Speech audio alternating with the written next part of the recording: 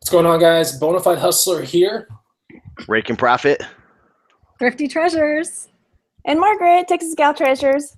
What's going on, guys? This is the Green Room Hangout. We're on a Wednesday night at 8 p.m. Central Time. Today's topic: better sales on eBay and the booth. And extra bonus, we're going to talk about merch. So I'm the Bonafide Hustler. I reside in Austin, Texas. I flip stuff. I find garage sales, estate sales, yard sales, flea markets, pawn shops, swap meets, big box stores, and I put it on places like eBay, Amazon, Craigslist, my antique booth, and consignment stores in town. I'm one of the co-founders of the Green Room University.com. I'll pass it over to Rake and Profit. What's going on, everybody? Hope you're all having a great night. Steve Rake and Profit, one of the co-founders of the Green Room. Sell on eBay and Amazon FBA, and I do some local selling right now. I've been selling for about 3 years, and excited for these ladies to be on with us live because they're always a ton of fun. I'm going to pass it off over to Tonya. Hey guys, I'm Tonya Sheets, Thrifty Treasures, and I sell on eBay and Amazon, and I have an antique booth, and I'll sell a little bit on Etsy too, not a ton, but some. And I do a tiny bit of merch, and that's it. For now, we're working on it. We're working on it. What's up, Margaret?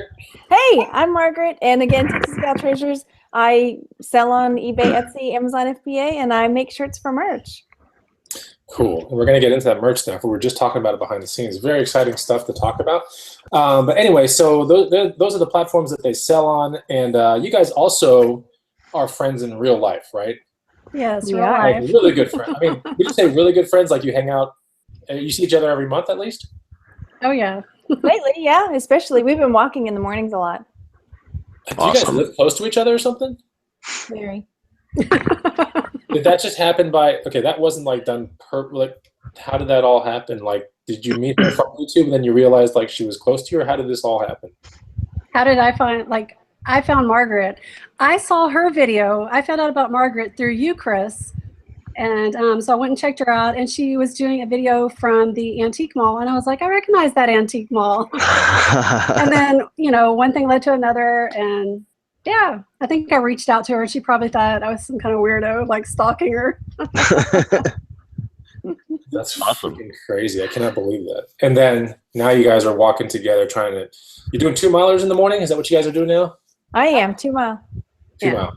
Yeah. Nice. You guys been representing the Green Room life over there. Margaret, I've been proud of you. You've been kicking butt, and Tanya's been posting some cool pictures of food over there. Yeah, it's nice. I'm glad we have that support system, Yeah, I think last week you had a very interesting picture where you literally looked like you were dying. But you were like, I'm still here on my walk. You ate a bug.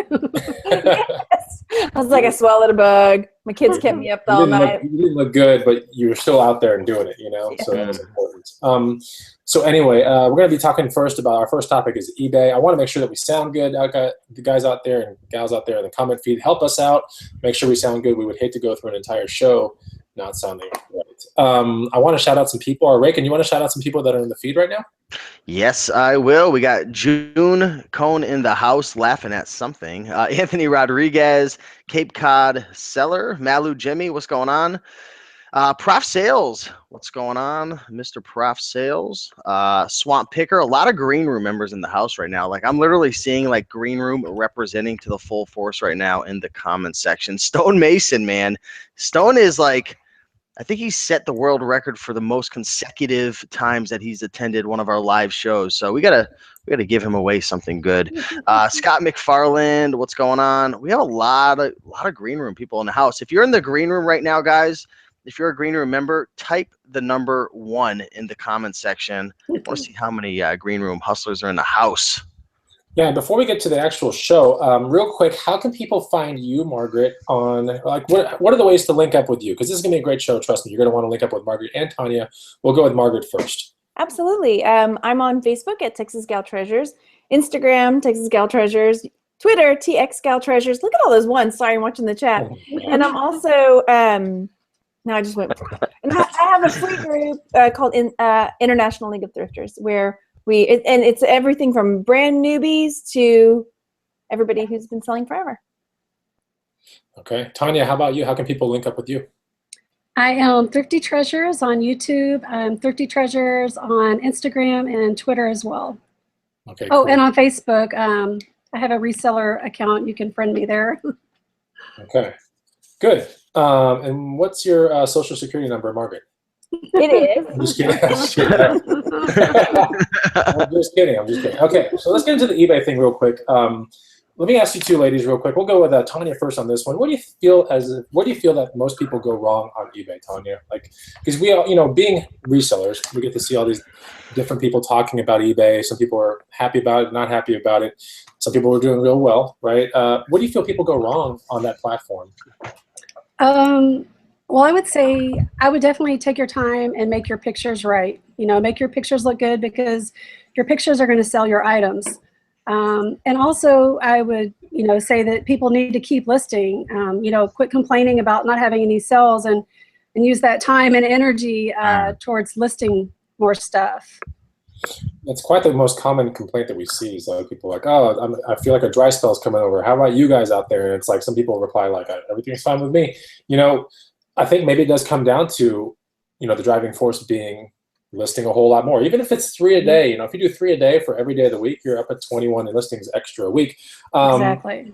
Margaret, real quick, what's the secret to listing more on eBay? What do you think? Like, if someone's like, well, I would like to list more, I just don't know how to budget it in my day. Like, what should you do? Well, I mean, that's a great question for me, because I'm a stay-at-home mom. So for me, it's, when those kids go to bed, or when we're at, you just have to find that time in your day where it's swim lessons, and I'm on my phone. Just pull my earbuds out. So, yeah, just, finding that time in your day to get a couple in, for sure. I'd like to jump in and say, there's never a perfect time, right? There's never a perfect time to get started, or to list, or to do your merch shirts, or whatever. Go to your antique booth and reprice things. Maybe, Chris, that's something you have to do once in a while. There's never a good time. I think you just have to make the time. You have to literally just say to yourself, I'm going to do this, and just do it. Totally. With eBay, it's a little bit different. In contrast to the antique booth, I can't just sit there and go, okay, now I got some time for the antique booth, I'm going to go zoom out there, because this place is 6 miles down the road. And it's not it's got hours of operation and everything. Whereas eBay, if you're like, I want to list something right now, you can literally whip out your phone, have that item somewhere laying on a floor with ample light, and you can shoot a pic. And it doesn't have to be in a studio setting or whatever. As long as your light is good and your background is non-distracting, you can shoot a pic right off a cell phone. Okay, so let me ask you this, Tonya. Do you do all your eBay pics off cell phone, or do you do point and shoot camera with the card in the computer after that? How do you do it? Okay, so I create my listing on the desktop, and I take the pictures with my phone, and then I'll save it as a draft, and then I'll go to my eBay app on my phone, I'll upload the pictures, and then I'll go back to my desktop. It's just the way I do things. I know it sounds like a lot of extra work, but it's really fast for me. A lot faster than taking pictures with a camera and uploading them on my computer. It just works for me. Okay, Margaret, what about you? Yeah, I take pretty much all my pictures on the phone. I have the square feature on my iPhone, so it fits exactly. And then I upload them to my computer, because I am not the best at listing on my phone. Okay, Reagan, you are actually really good at listing on your phone and everything else, right, Reagan? I wouldn't say I'm really good, but the iPhone 6s Plus makes it really easy. Coming from the Android, and my girlfriend, she's actually been I've been getting her started on eBay doing some ties and clothing items and stuff. And it literally takes, she has the Note 4, and that's the phone I used to have before I got the iPhone 6s Plus. It literally takes twice as long to list, because just the way that the app is built out on the Android versus the iPhone is different. There's so many efficiencies that are built in to the iPhone app versus the Android app. So I wouldn't necessarily say that I'm good at it, but the iPhone's really quick, and the pictures are great, and I don't have to waste a lot of time messing around with things. So I enjoy it, and it's been working well. It's streamlined for me, so that's the best thing for me. Yeah, I want to shoot it out to the 105 viewers right now. What do you guys do out there? Do you guys use mobile only, with the phone, everything integrated with the app? And if so, are you using iPhone, or are you using the Android kind of stuff? Or do you do the point and shoot camera thing with a large, little SD card, and you stick it into a laptop, and then when you're chilling, you can do all this drag and drop at the same time? that's the way I do it, but I'm curious how you guys do it out there. We have 107 now coming in. It's a lot of people. Hit the like button if you get a chance, and follow these two ladies on their YouTube channels. We have Thrifty Treasures, Tonya, right there, and then we have Margaret at Texas Gal Treasures, right there. So cool. Okay, so let's talk about now organization in the eBay game, because I think this is where a lot of people kind of suffer. When I pay attention to backgrounds, a lot of backgrounds. I just do. That's just the way I am, and I can tell when people kind of might be in trouble. I guess that's the best way to say it, right? When people aren't on top of their business. Now, I see, Tonya, that you're kind of nodding your head. Do you kind of like understand what I'm saying a little bit? I'm not the best organized person, really. I'm not. I'm working on it. That's good. The Yeah. fact that you're working on it is the most important thing. Like for people that aren't working on anything, and it feels like, I almost feel like they're drowning in their eBay business. They have so much stuff that hasn't been listed, or it's just not categorized well, or it's not even boxed up right. And I feel as if this is one of the most important things in the game. Margaret, how do you kind of do, what's your setup when it comes to organization for, let's say you're done with a garage sale, you bring all these items home, and you guys are both really big garage sales, right? I am, yeah, for sure. And so you're bringing stuff home. Walk us through, Margaret, the setup that you have and how a given week comes through after the Saturday that you garage sale. So I bring it sometimes into the house, other times it's in my car, because if I bring it in, then I have to process it. So at the moment, I do have a bag in my car because I'm not ready to process it yet. And wait, so you leave this stuff in your car? I have a bag in my car. You asked me. This is real. Okay. It's very interesting because, like, This is real life. Yeah. Okay. Because I know once it comes in the house, then it's time to process, you know. So then I have tubs that are things that are either listed or not listed, and then, but I do haul videos, so they don't get put in the tubs until after the haul videos. So at that point, once I've done the haul video, they go into the tubs and then get listed. I grab tubs to list. Steve, So we can relate, right? Content creators can totally relate to it. Yeah. So essentially, the more items in your car, the more you've been procrastinating. Yes, exactly. Oh my God. Have you ever taken a turn and all your items just like fly somewhere? Yeah, absolutely. Oh my God. If you ever see a car in Houston that has stuff coming out the windows in the sunroof, it looks like a porcupine. Okay. Tonya, walk us through your setup and kind of how you do it. Okay, well, you know, I recently got another storage unit, and so I only keep my listed inventory at the storage unit, and that's usually like the clothes, the slower moving items like clothes and shoes, coffee mugs, things like that. I keep like my jewelry and the books here at the house with me, but yeah, I also have tubs that I keep listed stuff in here at the house as well. So you come back from a garage sale, this stuff comes out of your car, I take it, right? You don't do the Margaret method, right? Well, pretty much, yeah. I have like a table I put everything on, and you know, I'll decide if I'll do a haul video. I don't always do one every time, but sometimes I do, and it's basically pretty much the same setup, yeah. So if this happens on a Saturday, when are you shooting pictures and when are you kind of listing? Is this happening on a Sunday or a Monday? Probably not going to happen until Monday, honestly. Okay. To when things kind of slow down from the weekend, right? Yeah, and the kids are at school. Okay, cool. So I get it. See, my deadline is Wednesday. Like, that's just my absolute deadline. But I'm a content creator too, and but that's my absolute like drop dead deadline. I like Margaret. Well, not like Margaret. I don't keep it in my car, but I like Margaret keep it in these bins, right? And I put the bins in my office. And kind of like Steve, like if you put the bin somewhere where it's kind of annoying for a while, you'll get to it quicker, right, Steve? Yeah. Oh yeah. I'm the same way as Margaret. Whereas once it gets in the house, like I'll put it somewhere where it's staring at me. There's no way around it, because if I don't list it and I don't get annoyed enough, the girlfriend, she'll start getting annoyed. Like, what the heck is this sitting in the living room for like 6 days straight? Like, do something with your life. But for me, it's garage sale. Then I bring it into my garage. I'm lucky enough to have a fairly large garage. It's a little bigger than yours, Bonafide. Nothing's bigger than my garage. Wait, what are you talking about? I'm talking about garage. But it's a big garage. Like, it's so big. No.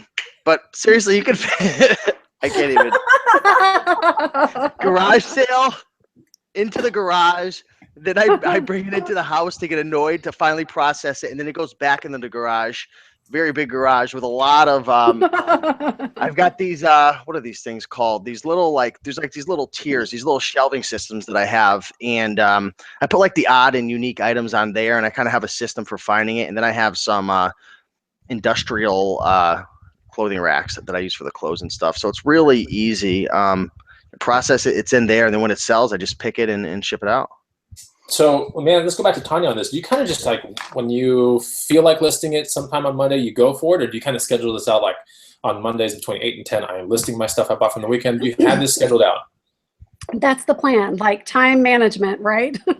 So sometimes I'll even set a timer on the microwave, like, okay, from 9 to 10, all I'm going to do is list on eBay. And from 10 to 11, all I'm going to do is Amazon. So time management, I think, is definitely the key to being successful on multiple platforms for sure.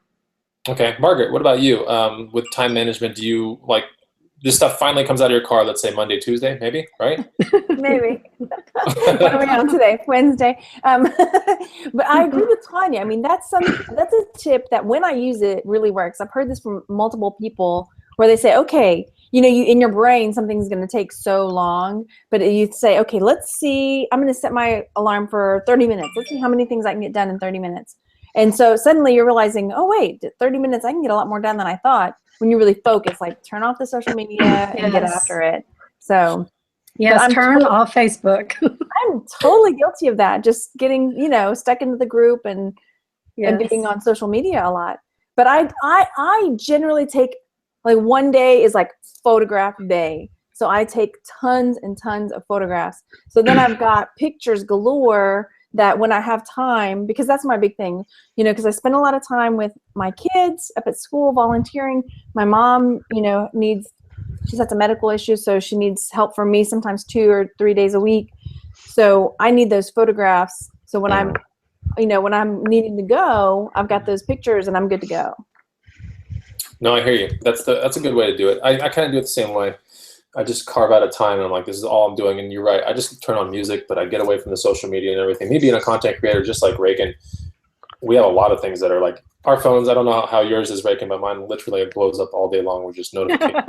Yeah, it's amazing how much you can get done if you just give yourself an hour of uninterrupted time versus like checking your Instagram or like, have you ever done this where like you're coming from a content creator, you're saying to yourself, I'm going to do all these listings, but you're stopping and shooting these little micro videos. Like, Yes. like I'm listing up this pair of Allen Edmonds. Oh, why don't I make a video about it? And next thing you know, I'm like editing the video and I'm like, I didn't even list anything up. But like 1 hour of uninterrupted time, let's just say you could list like 15 items, right? If you're multitasking, 1 hour, maybe 3 or 4 items. Like, so you could like literally like 5x your results if you just like get out of your own way. Absolutely.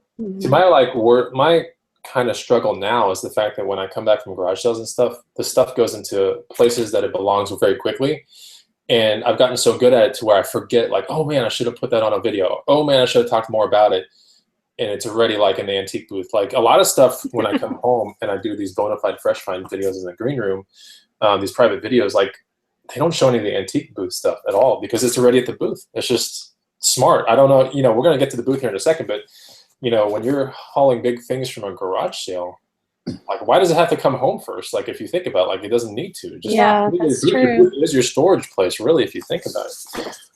So we'll get to that in 1 second. All right, so let's get into customer service real quick, because that's a real big thing on eBay, right? And that's a big thing with any kind of business. If you're doing business, whether it's a service or a product, you're going to have to engage with customer service. You're going to have people that are going to want returns or might even scam you. Who knows? So let's talk about statistics real quick. Margaret, out of 100 items that you sell on eBay, how many do you think you'll have an issue on?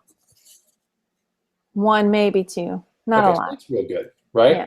Don't you find it kind of odd, and let's toss this out to all you guys out in the feed and the people on the panel, don't you find it kind of odd how some people really spend too much time on that 1 or 2, and it bothers them, and it's just like they start paragraphs and they post it in multiple rooms, and it's like, I don't get it. Like, unless it's like a $3,000 item, a lot of these people are chasing after $40, $50, and I'm like, why would or less? Or less, it doesn't make any sense to me. Like that, you can have it. I can get scammed. That's fine, right? so long as it's not a $3,000 item, let's face it. But yeah, I mean, I just don't get it. Like the other day when Amazon, for example, did the return for free thing, talk about by October 31st, you can take out all your stale inventory, whatever you want. And I took back like 50 items, and it showed up to my house. My wife was like, "What are we going to do with all that? What are you going to do with all those items?" I'm going to donate it. I'm just going to look at which ones can go, get sent back. The rest of them I'm going to donate right off, and I don't care. Like that's just the way it is because look how much money we have all made from Amazon over the years. And I'm looking at 50 items and like, I could care less. I really could care less. You should have taken those to half-price books, Chris. Well, I still have some of the books. There's like 8 books and the rest are just items. So, I mean, I could. But I'm trying, if you go to Savers, I don't know how your Savers do it, but if the Savers here, like they stamp up a whole card, like sometimes multiple cards, and they'll just hand it to you. We don't have Savers. Yeah. Well, I've never been there. Anyway, so, let's go into Tonya. Out of 100 items that sell on eBay, how many do you think you'll have an issue with? Well, I mean, me personally, none, right? Because I don't think it's a big deal. I mean, I'm not gonna, like you said, I'm not gonna fret about it. I'm just gonna handle it and move on, right? Yeah, Steve, why do people fret about it? I mean, what is the reason behind all this? Like, why do people? I think a lot of people such weird money sometimes. I think a lot of people take it personal, right? You know how they always say, like, when you run a business, you got to take your emotions out. I think a lot of people take it personal, and they almost feel like it's a stab at their identity. Like they can't let somebody take advantage of them. I don't know. I think it just boils down to kind of like they feel like it's a personal attack, and they've got to be right and whatnot. But it has a lot of negative consequences, right? Getting yourself all worked up. You're stressed out, right? When you're all stressed out, you're going to make bad decisions. You're going to eat bad. Your health's going to go down. Takes away from doing things in your business that could help you to grow. I mean, I don't know. I think it's a personal. What do you guys think, Margaret? What are your thoughts? Why do people get so upset and worked up? No, I agree. I think they see like what they could be getting from it. They don't see, hey, I bought this book for 10 cents, but it's worth 30 bucks, and they're not thinking that they're out. Oh, I'm out 10 cents. They're thinking I'm out 30 bucks or whatever it is. You know what I mean? Yeah, that's true. They're not taking that step back, or I don't know. Yeah, that's definitely one of those things that you have to like think about. You have to be very cognizant about how much time are you putting into even chasing something. The last time I ever chased something on eBay was I chased something on Amazon the other day, actually like 2 days ago. And because I chased it for a 15-minute talk on Amazon, I was able to get $200 out of it. That was good. That's good to me. Yeah. 15 times 4, that's $800 an hour. I'm okay with $800 an hour, right? Like that's just the way I kind of look at it on an hourly rate. So because I battled it out for 15 minutes, I was able to get back $200. That was great. I like that. I really do. They're like, look, we're gonna have to get the FBA fee out of it and everything. I'm like, that's fine, and I still made $200. That's good for me. Yeah. And then one before that was like a half a year before that, I battled something with eBay, and that took like maybe an hour or 2, and nothing really happened with that one. And I was like, I look back at it, and I'm like, this was really dumb. Like this was really, really bad use of time. And I thought I was just being crafty with the way I was saying it, and I was like escalating up the management thing. You know how everyone like, let me talk to your manager, let me talk to your manager, let me talk to your manager, and just nothing happened. Like they were just not able to do anything about it. So I felt really dumb about it. So anyway, let's talk about when you handle a potential return. Margaret, what's the protocol? Do you immediately apologize? Do you write a letter? Like how do you kind of do it with eBay? Well, yeah, generally I respond very quickly, and I guess it depends on how, well, okay, so here's an example. I accidentally swapped labels on 2 brooches, and so they went to two people, and the lady that got one of them, the eBay lady, one was on Etsy, one was on eBay. The eBay lady, her first message to me was one of the meanest, nastiest messages I have ever gotten. I mean, and not only was she insulting me, but she was insulting the item that she got. And all I did was like, I poured that Southern sugar on. I just sugared it up and was like, I'm so sorry. I'm terribly sorry to put you through this, blah, blah, blah. I mean, I just made it as sweet as pie. And then the next message, I mean, the rest of the messages I got from her were amazing. I mean, she was the nicest, sweetest. Oh my gosh, well, can we do this? And then she's trying to solve my problem for me, So it worked out really well. So I think as long as you keep it professional, yeah, you're going to have that odd one that no matter how nice you are, they're going to be nasty. But generally, you know, they come off because maybe they've had bad experiences with other sellers. You know, they're going to generally come back around and be nice when they see you're trying to work with them, you know. Right. Tonya, your protocol with handling potential returns, like what is it? Do you kind of do you turn on this sweet Southern, Ray can help me with it, sweet Southern charm? What is this thing? I don't know if I have it. Gotta pour on the sugar. The sweet sugar, Yes. what's it called? The sweet, what? Southern sugar? You gotta pour on the sugar, yeah. The Southern Sweet sugar. Southern sugar. Ray, can you have to move to Texas so you can actually pour some sugar on some of these eBayers? Some sweet Southern sugar. All right. Tonya, yeah, what do you do? What's your protocol on handling returns? You know, just get it done. Just make the customer happy. So I had somebody not too long ago, they were complaining about there was a little hole in the shirt. So I asked her if she would send me a picture, and she sent a picture, and the picture could have been of absolutely anything. So then she sent a better picture, and I said, well, you know, I'll send you your money back, or send it back and I'll send you your money back. Well, she wanted to keep it. So I was like, well, what can I do to make you happy? And she wanted like a partial refund. So I just gave her her money and it was all good. Moving on. Interesting. Yeah, I find as if when I pour my Southern sugar on this, I do that, I feel as if I think the speed to communication is the most important thing, right? The second you get that thing in your email, right? The speed of response, and there is no other way, unless this is a $3,000 or $10,000 item. Let's just face it. Right? Usually, that's so few and far between that most of these things are going to be $100 and less. I would say with confidence that most of these things that you're going to battle out or attempt to battle out are be $100 and less. The speed to response is the most important thing you got, right? Apologize, be like, okay, you know, I always say, like, I aim to be a really, really honest eBay seller. You know, I can do two things. I always do two options. I can do a full refund, or we can do a partial. It's however you want to do it. I'm real sorry about it. I want to put you back in square one real quick. I'll say something like that. And man, these people come back so, you know, quick, and they go, okay, you know, there's no way I'll take a refund. Or I'll say, no, step 3 is I'll let you keep the item in the long run, because I don't want that thing back. You know, if there's a flaw, like, I just don't want it back. That's just me. Because you have to pay for return shipping too, which really sucks. It's literally 3 steps, like you said. 1 is speed, 2, apologize and explain the situation, and 3, this is it, solution. Offer them a solution. I present the solution. I don't want them to present it to me. I just say, hey, this is what we can do. And I can't tell you, I think 3 or 4 out of 10 times the partial will be suffice, right? The partial refund will be the one they pick, because they feel guilty that I'm letting them keep the item, and having a full refund doesn't just seem right. It just doesn't sound right to those 4 people. The 6 will take the full refund. I don't care. I'm just like, whatever. That's just part of the income stream. Show me any company that doesn't get returns. I'm sorry, it just doesn't exist, you know? Right. And that's one of the best ways. That's the reason why there's so much comfort in Amazon Prime, for example, right? You can order anything you want from Amazon Prime. You can be like, not what I wanted. You can literally put it back in the box, and you're reimbursed like that day. Like the second you print off the label, I want to say, or something like that. So fast, like it's back in your account, and unbelievable. So anyway, let's talk now about, this is an interesting question. I want to ask you guys this. And this goes out to the people in the feed too. So I'll ask the people in the feed first. Do you find that certain items have more returns than others, certain genres of items?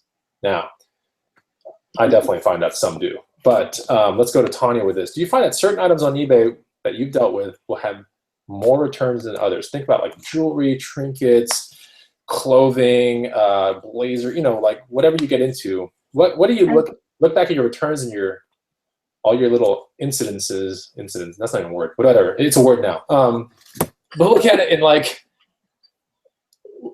what is there any kind of correlation between some of these items?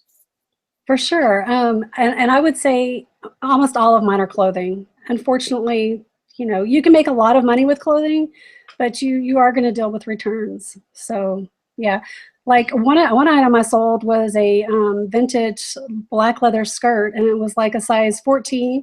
And I have the measurements in the listing, but she said that I guess vintage sizes run a lot smaller, you know, back then than they do now, or something like that. Mm-hmm. So, really? Yep, she sent it back, and I refunded her money. So definitely clothes, and maybe even shoes too. Okay, so when I asked that question in the feed, the first ones that came up were electronics, then shoes, then women's clothes, sneakers, jewelry, clothes, women's clothes, women's clothes. Isn't that crazy? Yeah, so it must be women's clothes. Let's go to Margaret with that real quick. You missed the stuffed woodchuck statue. What did it say? What did you say? Mr. Gaelic Man said he has returns on stuffed woodchuck statues. Gosh. So what do you find on your end, Margaret, with your eBay store and everything? Like, yeah, so I don't sell very many clothes. I mean, not anymore. I used to, but generally, I mean, when I get a return, every now and then, I've had a couple hats returned. That's pretty much it. Define hats real quick. Are these sporting hats or other kind of hats? What kind of hats? So one was like a fedora. I'm trying to think because I don't get a whole lot of returns. So a fedora was returned because it was vintage and it was not as supple, I suppose, as they were expecting. And then supple.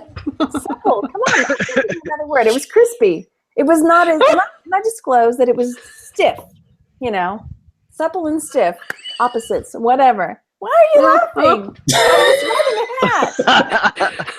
Do I have to turn my camera off? And then the other hat was a. Oh my God! This show just got to a low point. What are you Chris, laughing just turn at? off your camera. I'm turning it I'm off. talking Hey, about the good thing is this is the lowest point of the show. Everything from here is going to go higher. That's good. That's good. I was talking about hats, you guys. We can start talking about my garage again if you want. Yeah, let's talk about making food. Y'all are taking my words and twisting them around. The other one was a trucker hat. And again, I don't want to use the word stiff, but the mesh was stiffer than the person would like. I wonder, is there a way that if you took pictures the right way that people could realize like it's soft, it's supple, or it's stiff? Is there? What do you think? Is there a way to take that into account with 12 pictures on eBay? Probably, but I haven't been trained in that kind of photography. But I disclose, you know, this is a vintage item, and it's. I'm not going to say stiff anymore. You guys keep laughing. Maybe this is a lot of payback for all the times that Margaret asked these weird questions on live shows. Right. Anyway, she's known for like asking crazy questions on people's live shows. Anyway, what was the question that you asked Rake, Margaret, on the show that he was on? I asked him. I said, "What would you do if a seagull pooped on my face?" I remember his answer. Yeah. What was his answer? He would lick it off. Oh. I did not say that. Yes, you did. Didn't you, Margaret? And then he was like, "I'm going to hunt that seagull down, and I'm going to make a video, 10 ways to catch a seagull." Oh, my gosh. Oh, my gosh. Oh, my gosh. Wow. You got to go watch that video. It was super funny. I think that's the cue to go to the shipping portion of eBay now. I'm just kidding. Okay. June Cohen says, ew. Shipping. So let's talk about ordering goods from eBay. Okay, so clearly if you're getting free boxes, that's fun, that's great, but it's not like a regular kind of thing. Of course, you can go to places and get boxes, but it's like very irregular in the sense that you don't know what you're going to get, right? So now let's talk about eBay and USPS.com. Have you guys ever ordered from eBay, Tonya or Margaret? Oh, yeah. Their stuff all is the time, right? Yeah, their stuff is really well priced. I like it a lot. So they have eBay tape, eBay boxes, all that kind of stuff, and they run coupons all the time. Have you ever messed with those coupons and the free, like, here's free $25 on your first purchase or whatever? That's the only way I get them. I don't ever pay for anything. Okay. Right? Yeah, it was the last time I paid. Well, I couldn't find a coupon, so like I had to pay. But anyway. Well, like I get $25 free every quarter, don't you? Yeah. But I'm saying I order more than that every quarter because I like the boxes. I even ship FBA stuff in eBay boxes. Yes, I've heard of people doing that. Because it's just a really well-made box. Anyway, Margaret, do you ever order items off eBay, like boxes and shipping supplies? Yeah, I mean, when they put the coupons out every quarter, I definitely. Does it start for every store? Do you guys both know? Is it every store level gets the $25 coupon? Well, mine is 50, so. Oh, yours is 50. Okay. Mine is 50, yeah. Interesting. Yeah, and I like. Sorry, go ahead. Go ahead. Oh, I was just gonna say I like the ones that I can put hats in. The supple hats. Okay. Now I didn't do it that time. USPS.com. Raken, how many times have you used I mean, I know you use a lot of like regionals and all that kind of stuff. Raken, how does USPS.com and the free section of USPS.com helped you out with your business? Yeah, I mean, it helped me out a ton. I mean, especially if you're shipping out, you know, various sized items and heavy items. And, you know, I'm from Connecticut, so if I have to ship mid-country, you know, towards the West Coast, it's a killer. Like it's a really, really big killer. So there's a lot of different boxes out there. You know, the regional A and Bs aren't going to really help for that. Um, there's a lot of different boxes. You could save money on boxes. You can get boxes that can save you money. Just go there. I mean, I guess the one thing that I love the most over at USPS.com that's free is the padded bubble. That's my favorite too. I was just about to ask you Called about that. the little bubble mailer. Padded So poly.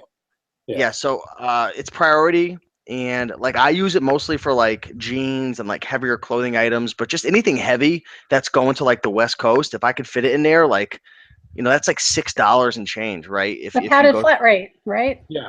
padded flat rate, that is Right. the best. That and the two regional A's and B's.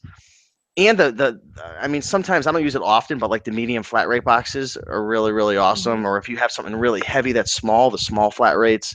But check it out, it's free, and you could order like a bunch. Like you could get, like when I do it, like I order a lot, and I get like 7 boxes at my front door, and I'm like, you could just tell the post office guy's like so pissed off. He's like,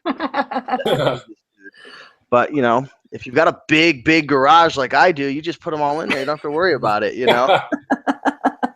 I like the padded poly a whole lot. I like the shoebox too. I think they still have it, but it's a 2015 box. The shoebox is so good.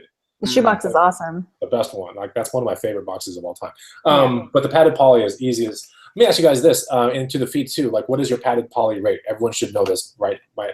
Tonya, Margaret, what is yours? 610? Like 585. 585. I'm at 610. I don't know why I would be at 610. Yeah. Wait, is it with eBay discount? It's 585 though, right? Yeah, I'm at 610. You know what? You're right. If you're a top-rated seller, it's cheaper, I think. Oh, is it? I'm sorry. Yeah, yes. Yeah, I'm like right under TR. I mean, right over TR. Yeah, under it. Sorry. Just power seller. So 610 is me. What about you, Raken? Yeah, it's right around there. Look at all the people in the feed. 680, 590, 680. These 680s might be at like really weird parts of the country, man. I don't know. Very interesting. 610. Yeah, I'm at 610 as well. So a lot of 610s are coming up. Okay, so let's go into the booth section now. So Margaret, you did have a booth at one part, right?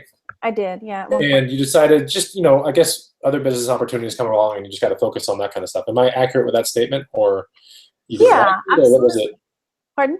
You didn't like it, or what was it about the booth that? Well, I liked it, but I think that the booth, I think you have to pick, you know, location is everything, right? Location, location, location.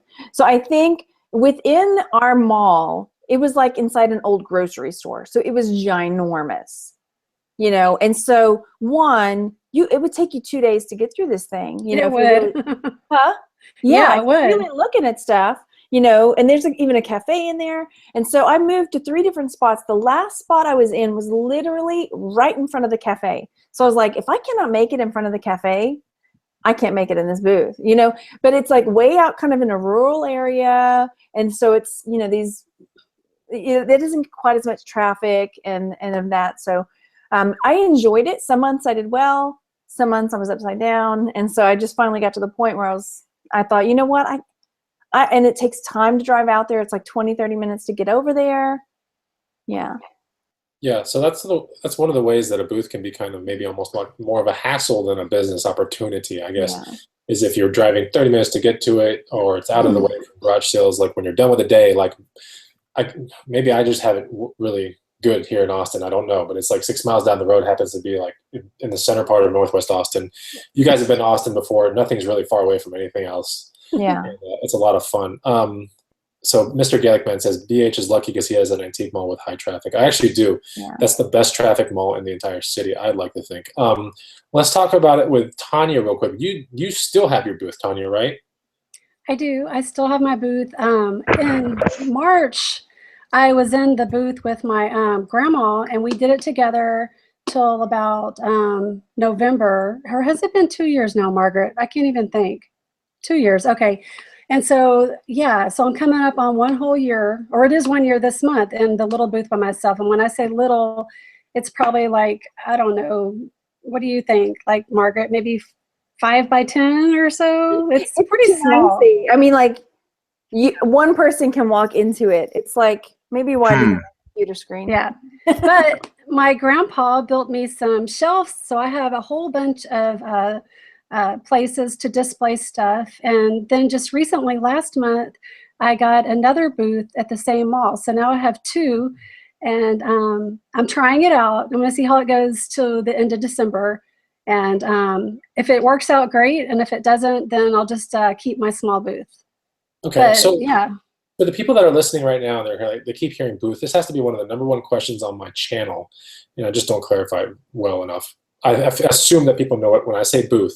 By now, if you're watching a Bonafide Hustler video, you would know what I'm talking about. But some people are just watching new. You know, they come out of nowhere. They're like, "Oh, I just found you." So, Tonya, for the people out there that might be on the show, we have 155 viewers right now. What is a booth? When someone refers to a booth in a YouTube video or they're a reseller and they say booth, like how would you best describe that to the people out there? Well, you have your own little space, your own little area within like an antique mall that, you know, a lot of people go to, and you can set your items up and sell some stuff. And talk about the money proposition. Like, how does it work out? Like, what do you pay, but like you pay rent, right? Yeah. So you pay rent to have your booth running unmanned, correct? Like you don't have to be there all the time. Some people's booth businesses are like, they requires like 1 day a week. Have you heard that before? That's crazy. Yeah, like you have to work in your booth for like 1 hour. Yeah. Screw that. Thank you. Right? Exactly. Ain't nobody got time for that. I know. But so it's in an antique mall. There are a bunch of booths in the mall when you walk in, and every booth is manned by not manned, but is, you know, rented by a person, and multiple booths sometimes by one person, like Tonya. And then you pay. Do you guys pay a commission? I pay a commission like when something comes to the front register, because people can just go around the antique mall, pick it up, and go to all these booths that are unmanned, pick up whatever items they want. The items will be tagged, and they go to the front. And then the front is where they look at the item. Because of the tag, it has a certain number. It knows what booth it came from. Then in my mall, antique mall, they take a commission, right? All that processing and, you know, bagging up and tissue paper, this and that. All that, they take 10% off the top selling price. Tonya, how is it in your mall? Same thing. It's actually, I think they take 10%. And then like if you happen to be there, like a lot of times I'll be up there on a Saturday or a Sunday dropping off some new items. And if somebody comes in my booth and they want to buy something, or they're like hem-hawing and I make them a deal, you can just collect that money right there. Like they don't have to take it to the front. We can do business. Yeah, we have that too in my booth as well. I just did it the other day, actually. I was in the booth and someone was like, "Oh my gosh, awesome shoes." I'm like, "Go try them on." And you're like, right? Box, like right there. Like, I'm trying to film a video. Go try them on. Put them on your feet. They're like trying to film a video, and this guy comes in my booth like straight up in camera view and everything. And he's like, "Whoa, sweet shoes." I'm like, "Well, okay." Because I'm like in money mode at that point. I'm like, "All right, forget this video." And then he tries them on, and he's like, "It's kind of good." I'm like, "Yeah, doesn't it fit really good?" And he's like, "It kind of does." And I'm like, "All right, I'll cut you a deal." And then, yeah, I was like, he's like, "Well, what do I do?" I was like, "Well, I'll just bring him to the front, and you just tell him. I'll just tell him the price because I gave him a deal." I could have done it like Tonya said. You can just collect the cash right there. But I was like, so into like trying to make this video that I was like, "Get out of my booth, dude," you know. Anyway, that's the weird thing. Like my booth will tell me like it's a down. You know, come during the day at a certain time and there will be no traffic, and I come in there and it's just like people are cruising through my booth and I'm trying to film something. I'm like, what is going on? Yeah. People tell like I'm trying to like, so then I didn't even film the video. I filmed the video, but I couldn't even make any speaking on it. I mean, no audio because there were too many people like messing around with my booth. I couldn't get my thoughts together. And so I'm just going to do a voiceover at this point, like after. Anyway. It's kind of annoying. But okay, so Tonya, give us 5 tips on better booth business. Oh, you didn't prepare me for this one. Okay. Okay, so wow, you really threw that at her, man. Oh, yeah. But that's okay. Give me 11 tips for wiping. No, but this is good. Like you got. Wait, I'm gonna make a video about this later. Let me write all this down.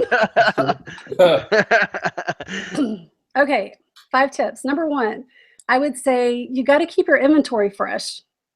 You know, always be bringing in new things. And as a matter of fact, the past 2 Saturdays, I have implemented your thing that you do, Chris, which is just take it straight to the booth. Don't even let it come home. Yeah. And I like that. I like it a lot. Whenever I go up there, there's, you know, always a lot of people up there, and sometimes I sell things. And I like, not cluttering up the house. But let me think. Number 2, move your old stale inventory out. Like, have a garage sale or donate it. What else? Sales. Have sales, right? Does your booth run sales? Gosh, like I am on a perpetual sale in my booth all the time. It's funny because I'll say like, oh, throw a summer sale, like 30% off. They're like, cool. And then I'll come back like in November. I'm like, oh, my summer sale signs are still up. Right. Come down. Anyway. Go ahead. Number 4, maybe advertise, like maybe create a Facebook page for your booth, or like our antique mall, they have a Facebook page, and you can post pictures of your booth on there. And I guess if you're running sales or anything like that. And what would be a good number 5? Help me, Margaret. Oh, I can help you real quick too. Moving stuff around. It's the weirdest thing. Oh, yes. If you move stuff around, it is the most odd thing. Like, really, talk about that, because I have no experience with booths. I'm curious yeah, how so that like works. the booths, obviously, like the whole goal of a booth is to put as much stuff as you can. So when someone walks in, they like look everywhere and they're like with awe, like, oh my God, this is a lot of cool stuff. So they start touching things like that. But it's about moving something from over here to like right over here, and then that thing goes over there. This thing comes down here. You just move things around to keep it fresh. Yes. It's no different than like a Goodwill that does a reset, right? You walk into your Goodwill one day, you're like, holy crap, like the men's clothes now are over there. Like, what is going on? And they're just keeping things fresh, and they're putting a new category in or something, or maybe taking a category out. So it's the same exact thing that happened. I've got a question for you guys. Since I've never had a booth, so I really don't know. You guys ever come back to your booth and like, let me put it this way. You ever go to a Savers or a Goodwill at the end of the night and it just like looks like a tornado went through it, and it just like all the workers, they're so depressed, like they're all like at the verge of taking their own lives because they know that they just have to deal with like this mess of just like. Anyways, do you ever go back to your booth and it's just like total destruction? Any interesting stories that you guys could share? I think that'd be fun to talk about. I'll find like Pepsi cans and like I Candy find wrappers. Starbucks lattes, like Starbucks lattes that are like half drink, like Yes.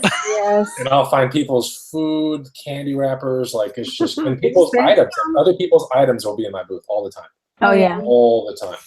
Really? And I'm sure Does your place have a landing spot? Like if I found stuff in my booth, there was a place that we took it. So when you thought you meant like a helicopter pad or something. yeah, like when you walk in, come on now. When you first walk in, if any of your stuff is in that landing spot. So if I find stuff in my booth that wasn't mine, I would take it there. Okay. Yeah. There's it's kind of like the front desk is the landing spot, I guess.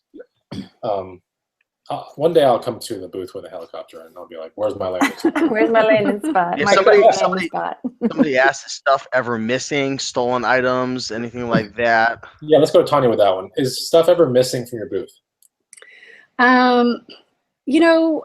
look at it like this. If somebody steals it, because I have a lot of jewelry out for anybody to touch and pick up in my booth. And if they take it, whatever, so be it. That's between them and the man upstairs. But it's not really a big deal to me. I mean, I'm not saying come steal from me, but it's not a big problem. So, and I'm not gonna fret about it. But you've never noticed anything? I never notice what's missing. I Yeah. never notice it, and it's to the point where like I'm picking this stuff up at garage sales for $1 to $5, like most that I'll usually spend on something. I could care less if I lose $5, right? I really could. Yeah. Yeah. But it's just one of those things. I mean, if I put something delicate and it's not there, then I might notice that. I might be like, okay, where the hell is the big ass snow globe? Like, I don't see it sold on my sheet. I don't see it in my booth. Like, what happened to this thing? But then again, if I paid $1 to $5, I literally might just walk out of the mall and just be like, I've noticed that some malls, they have kind of like a glass case. We used to have one in my area that closed down, and like there would be a key where I think the person has to come and open it up. Do you guys have those? I have one and I hate it. So I'm getting out of it. I hate it. I hate it so much. Why do you hate it?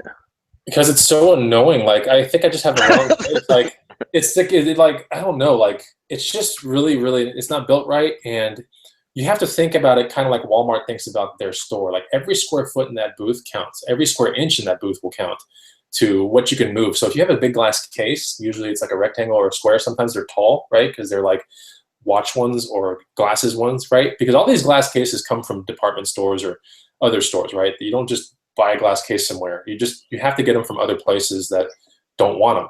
And then you usually have to put different locks on them if you don't get the keys. So that is money.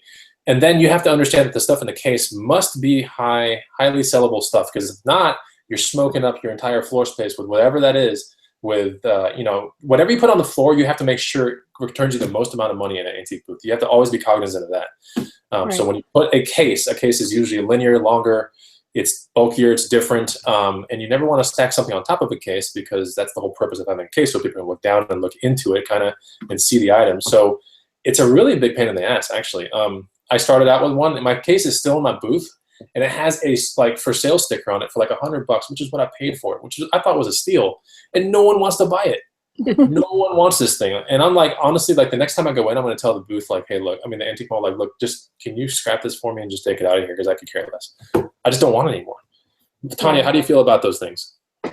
Well, most of the expensive items, well, like jewelry is really the only thing I would probably put in there. What do you have in yours? Right. It was small things. It was very small. Small things? Yeah, it was small things, not big things like Reagan's garage, but like small things, You could never fit my garage in that thing. It was smaller. It was like more valuable Zippo lighters, Matchbox cars, Hot Wheels, gems, geodes, things that are just smaller that have values of maybe $30 and higher, right? Watches, big gold Seikos, Lorises, things like that. And it just was like,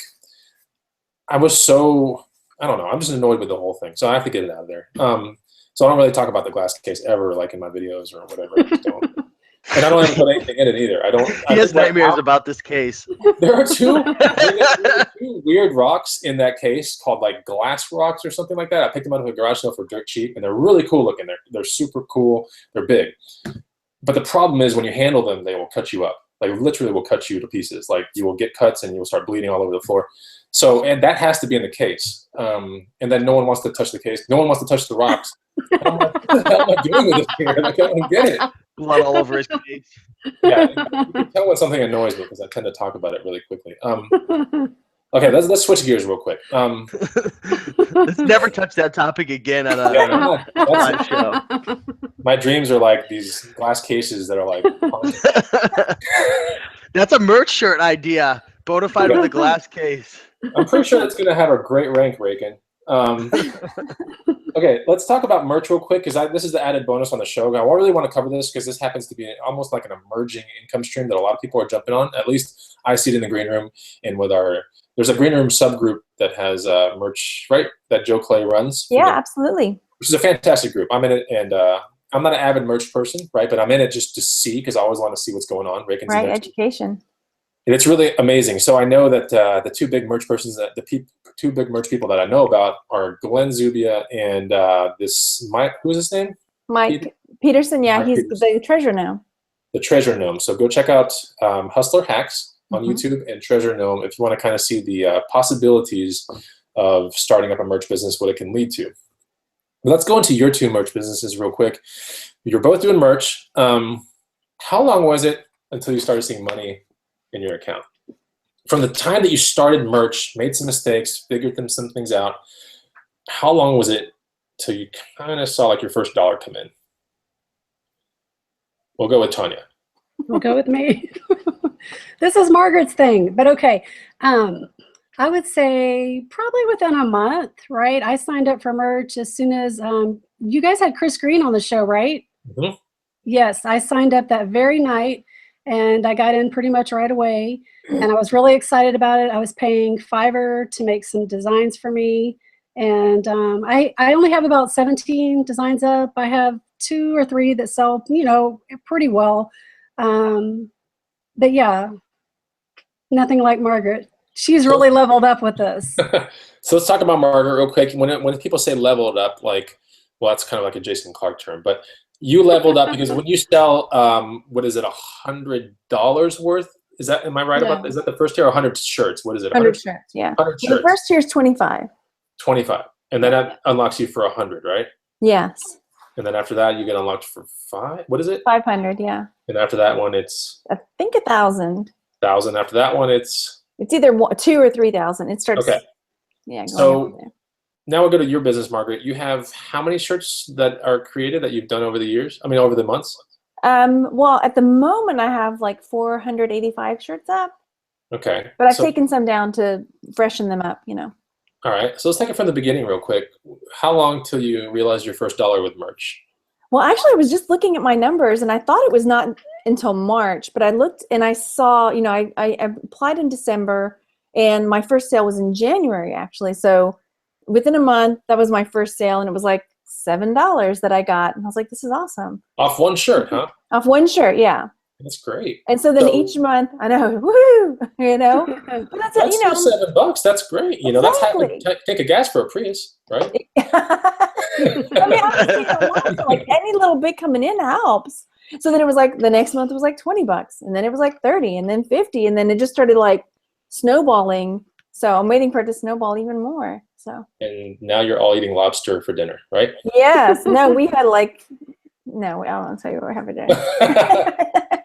Okay, so it's snowballing. That's good. But as it snowballs, you're putting in more time, correct? I am, yeah. Mm-hmm.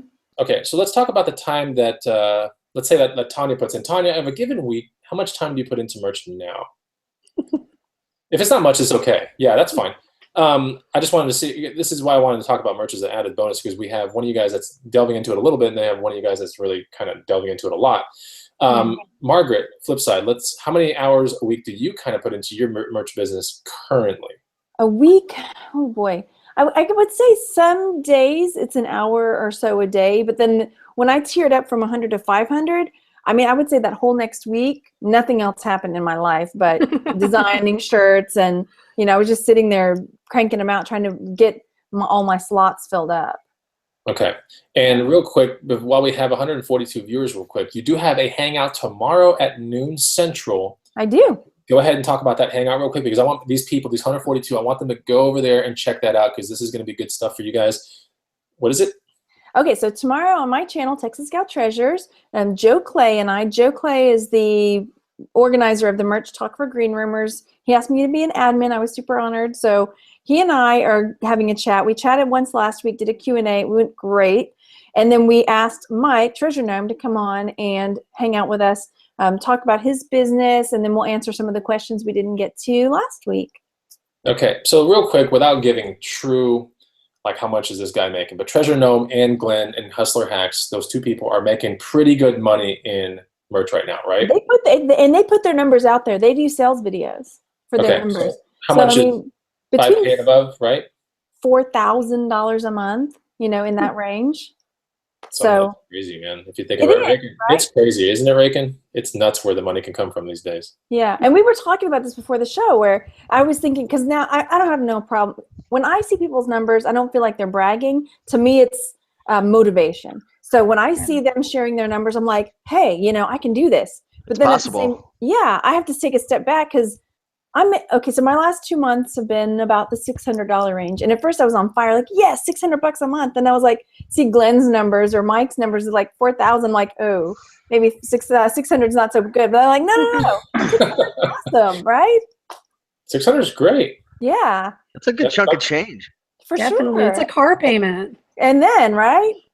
That's a lot of gas for a Prius, actually. Randy wants a truck bad, so I need to get this van paid off ASAP. Get that man a truck. He You wants know a what I truck. like about merch, ladies and Raken, is that truly, this could be one of the most amazing opportunities for a work from home business, Absolutely. right? I mean, Truly. maybe I hit it directly on the head on that one, but like this, you know, work from home, this, whatever. You know, but this one's truly like, if you have a laptop, or here's the crazy part, if you have a laptop and a cell phone, or not even a cell phone, just a laptop, you can get this business started, right? From your home, or any room that you're at that has internet. You don't have to be home. You can be anywhere, right? That has internet. Yeah, absolutely. So Margaret, you take it one step further. You design now on your cell phone, right? I do, yeah. That There's is a few nuts. Mhm. That's unbelievable if you think about it. Yeah. Tonya, do you design off your phone too, or when you did your designs, are they done on Illustrator, or what are they done off of? I would pick somebody on Fiverr, and I had a guy that I really liked his work, and he did pretty much all of my designs. But Margaret has done a video on how to design them in PicMonkey. And so I need to make the time to sit down and watch that video and learn how to do it, because like she says, it's great passive income. You put the work in initially, and then you just sit back and, you know, reap the benefits. And I wish I could remember what the lady's name was. She's in the group. And so she's sharing her number. She's making like $2,000 a month, one of the last posts she made a while back. And she said, oh yeah, I watched your PicMonkey video and I just went with that. And now I'm making $2,000 a month. I'm like, wait a minute. Right? That's nuts, man. So has there ever been weeks like, let's take about that 1 week. Did you go 5-6 hours a day, Margaret, on designing shirts for that 1 week where you got ungated from 100 to whatever, 500? Yeah, absolutely. I mean, because I really only have about 6 hours of working time during my daytime until the kids go, you know, because they're at school. So when they come home, it's all work is off. And then after they go to bed, then I have like an hour or so. So yeah, when the kids were at school for that week, that like 5 or 6 hours was just on. Interesting. Did you see an enormous spike from that 1 week of work that you did? I would say so. I mean, because from the 100, when I hit that 100 sale, my sales that month, you know, or so were about $200 a month. And then once I bumped up to that 500, then my sales started. I think the next month it was $400, and then it was 600. And so it just kind of. That's great, man. Money that you didn't have the previous month. Yeah. I mean, it's fascinating how you can do it. Like you're, you know, well, you're not a stay-at-home mom, but you can stay home if you want to. You can go wherever you want. Like, yeah. But 6 hours a day of true working time, you know, a lot of people don't know what to do with that time break. And I mean, most people out there, there's so much, you can get lost in all the opportunities, eBay, Amazon, you can get lost. But this happens to be one of those things where you don't have to get into your car, risk your life outside, engage with people. Like true. This is just something you can do straight out of a room, right? Yeah, yeah, straight from home. Do your research. You don't even have to have the skill set to create your own designs. You can outsource it on websites like Fiverr or what's the website? Yeah. It used to be Odesk. Now it's Upwork. I know a lot of people are using that. But yeah, it's truly a work from home gig. I don't do it. I've got my account approved. But like you were saying before, there's so many.